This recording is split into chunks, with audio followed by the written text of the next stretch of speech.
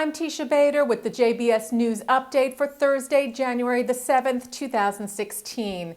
Israel's security agency, the Shin Bet, announced today that a Hamas terror cell with plans to kidnap and murder Israelis was uncovered last month in a joint operation between the Shin Bet and Israel police. 6 suspects were arrested. They are residents of Jerusalem and Hebron. The Shin Bet said that the cell members were in the advanced stages of a plan to kidnap and kill Israeli citizens and then use the bodies of their victims to negotiate the release of Palestinian prisoners, in a similar style attack to the kidnapping and murders of 3 Israeli teenagers in June of 2014.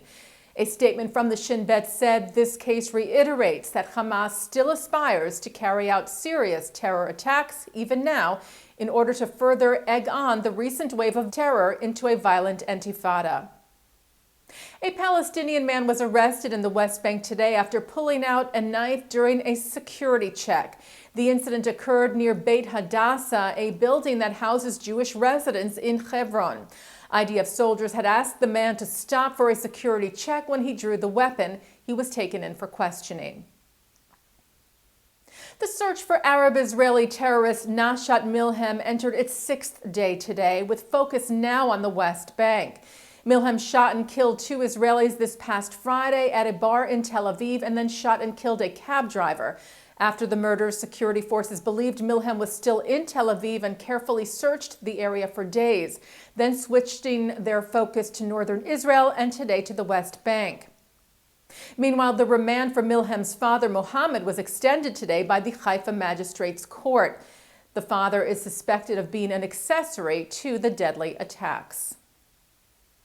And the bar where the initial Tel Aviv terror attack took place reopened last night with a special ceremony to remember victims Alon Bakal and Shimon Ruimi.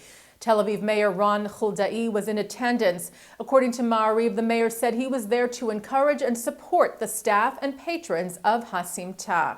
Huldai said the pain and trauma that we bear in our hearts is part of daily life in this country, adding that Israelis would overcome as they have done in the past. Israel's former ambassador to the United Nations, Ron Prosor, will be joining the Interdisciplinary Center in Herzliya this year. The IDC announced that Prosor will fill the Abba Eban Chair in International Diplomacy at its Lauder School of Government, Diplomacy and Strategy, and also serve as an advisor at its Argov Fellows Program in Leadership and Diplomacy. The last person to serve in the same position at the IDC was former Israeli ambassador to the United States, Michael Oren. The IDC is a private, not-for-profit, and non-sectarian research college in Israel, founded in 1994. The Jewish Federations of North America will host their National Young Leadership Summit in Los Angeles this year. This week, the JFNA announced the focus of that summit, which will be strengthening Jewish identification and engagement with young Jews and building partnerships between lay people and professionals. The summit will take place on March the 6th and 7th. And taking a look now at our programming for tonight on JBS for Thursday, January the 7th. At 7 o'clock, Rabbi Mordechai Becker looks at the Talmud in relation to Saul and David. At 7:30, Leonard Felder talks about coping with difficult relatives. At 8 o'clock, Women of the Wall's Anat Hoffman discusses Israel's social issues. And at 9, Mark Golub sits down with former president of the Jewish Council for Public Affairs, Rabbi Steve Guto, on L'chaim.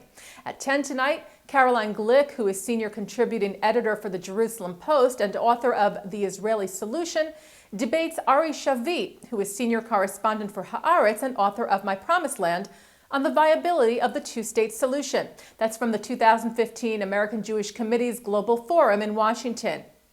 And coming up right after this newscast tonight at 6:30, the Syrian refugee crisis is addressed at the General Assembly of the Jewish Federations of North America. And that's the JBS News Update for Thursday, January the 7th, 2016. I'm Teisha Bader.